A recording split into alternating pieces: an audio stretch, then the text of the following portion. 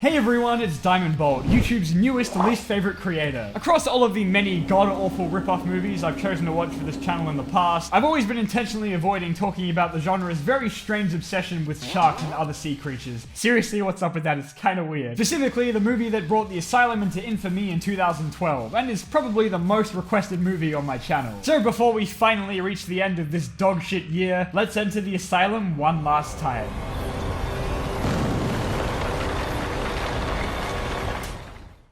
Within literally 6 seconds of me pressing the play button, I see Sharknado has already gone and locked in the Best Special Effects Oscar. I mean, how are you supposed to compete with green screen, hurricane, storm, wind debris? I have to say, so far I am not let down. That does indeed appear to be a Sharknado.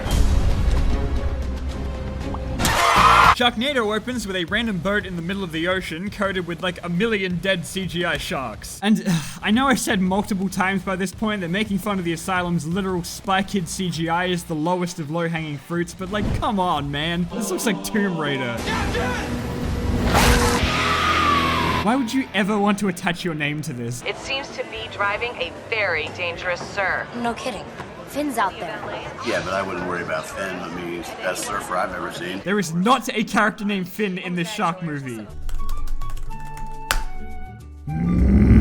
Before we can even get settled in, it's already time for that shark attack scene you've seen about 100 times before. Finn desperately tries to get everyone away, but apparently not a single person on this beach gives a shit about their own safety. Get out of the water! Shark! So of course, we're made to sit through a montage of various beachgoers being mauled by PS1 sharks. Oh man, someone should do something about that. That's the entire scene, by the way. All of these people are either horribly killed or severely injured by like a million sharks, and immediately after, it's business as usual. Here we find out that Finn runs a bar by the beach whose only customers appear to be friends of his and weird drunk people. No, do the look. We also learn via phone call that Finn is recently divorced with a daughter, urging his ex-wife to leave town to avoid the storm, but she's all like, yeah, nah, it'll be fine. Oh man, I can't wait to see the look on her face. Then they scramble to find weapons to fight against the hurricane. I mean, I know we know it's a Sharknado, but they don't. Yet. I love that not a single person in this crowd shot looks even the least bit concerned about what is happening. Ugh, hate Mondays. I don't think you guys really need to worry about killing the sharks. I'm pretty sure the lack of air will do that for you. Oh yeah, you could do that. I think they tried to recreate the ending scene of Jaws here in what I assume is meant to be a shoehorned reference, but it's so much worse in every single way in a movie released over 40 years later. What the fuck is happening? Finn decides that if his ex won't budge, he'll have to go to her, dragging everyone else that was at the bar along with him. So I think now would be a pretty good time to give you a rundown of our main cast, considering we're like half an hour into the movie. We've met Finn already, but here's his Australian best friend who is merely here for them to remind you that he is Australian. You must have wanted a snack. Sharks don't like Vegemite. It's not funny. This old dude who constantly talks like he's just woken up from a 10-year coma. Why does the car shake? And the woman that he keeps sexually harassing. You know, I've still got some moves, you know, babe. Hey! And now, back to the sharks. We gotta get to higher Freeway, ground. take the freeway. It's way above street level. You take the 10 to the 405. You're almost in Beverly Hills. They make a quick detour to help some other idiots out who are just sitting in their cars and not moving in spite of the imminent danger around them. There's a woman that somehow got her dog stuck in a car. How does that even happen? Couldn't even be bothered to actually break a car window, huh guys? It's okay, I understand. They only had a budget of $2 million to work with. I'm still not understanding how she did that. Anyway, speaking of sitting there and doing nothing.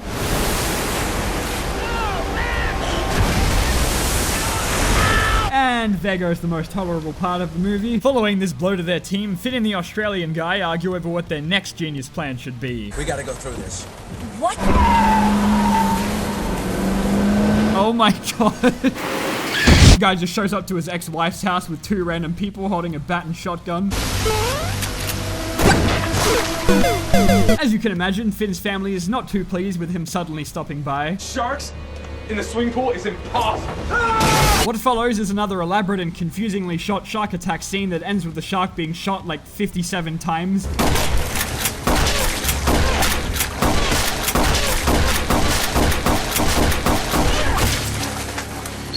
The entire purpose of Finn's wife and daughter in this movie is just for them to scream as loudly as possible. You know, unlike the other integral characters, of course. Looks like it's that time of the month. Reports have been pouring in from all over that sharks have been washing ashore. Live shark. Is there nothing else in the ocean in this universe? Like, are sharks the only thing in the sea? Because I haven't seen a single other fish. And if that is the case, then the guys in the water at the beginning were kind of asking for it. Because it paid off so well for them last time, they stop again to help a bus stuck on a bridge, which Finn suspects is still full of children. Why are you stopping? We have to go get Matt. Don't you see that? There could be kids in there. There's no one in there. And unfortunately for us, he was right. All right, no, you guys calm down, okay? There's other grown-ups coming, okay? Police department, fire department. Fire apartment. Need a lift? Oh, thank God, it's the fire apartment. To be honest with you, I'm a little concerned about this guy. You know, I moved down here to be an actor. After lifting the kids and the deranged driver out of the bus, Finn tries climbing back up himself, only for a shark to jump out of the water and attach itself to the rope. Talk about jumping the shark. That's just about enough of you.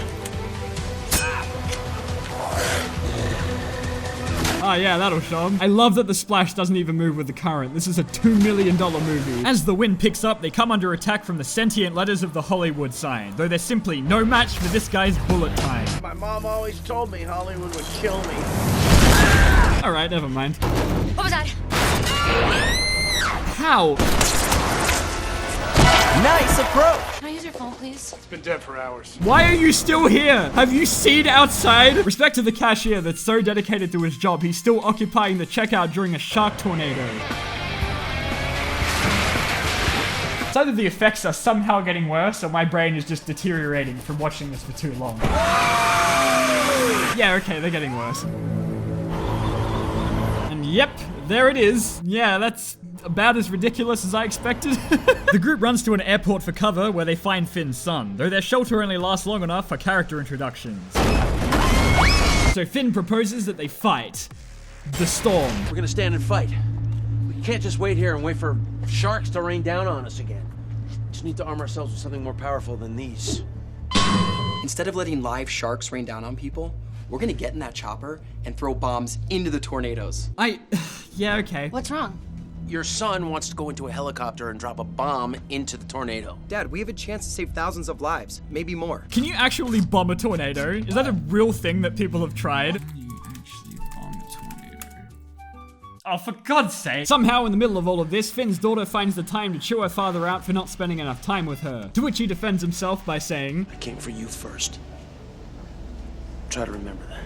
because you were closer and it was more convenient for me. Obviously, this is character bonding time because now the girl from the bar and Finn's son have a heart-to-heart conversation. What happened? I don't like to talk about it. Oh, thank God we're spared that backstory. When I was 7, my grandpa took me fishing. Oh, no, okay, we're talking about it anyway. No, that's great. Oh yeah, baby, it's time to fight a tornado. They're actually going to drop a bomb into a tornado. There's an actual real thing that is happening in this movie right now.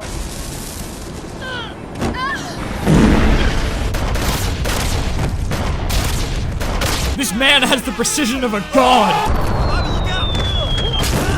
Ow. Come on. Let's go up there. Hey people, everybody out of the pool. Everybody needs to get out of the pool and inside. Yes, Carl, that means you. How are these people just completely oblivious to what is going on? Then again, they did walk like 2 feet and the storm disappeared entirely. Yeah, I've had days like that. Who is that up there? It's my son.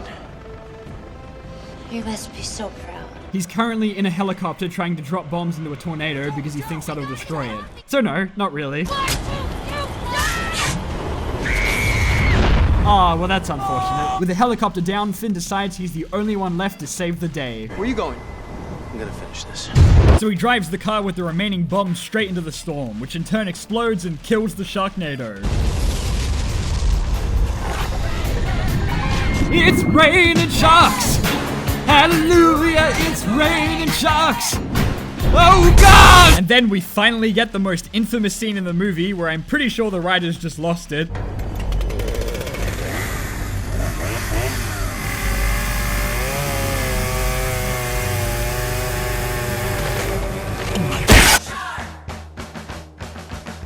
And that was Sharknado. Are you happy now?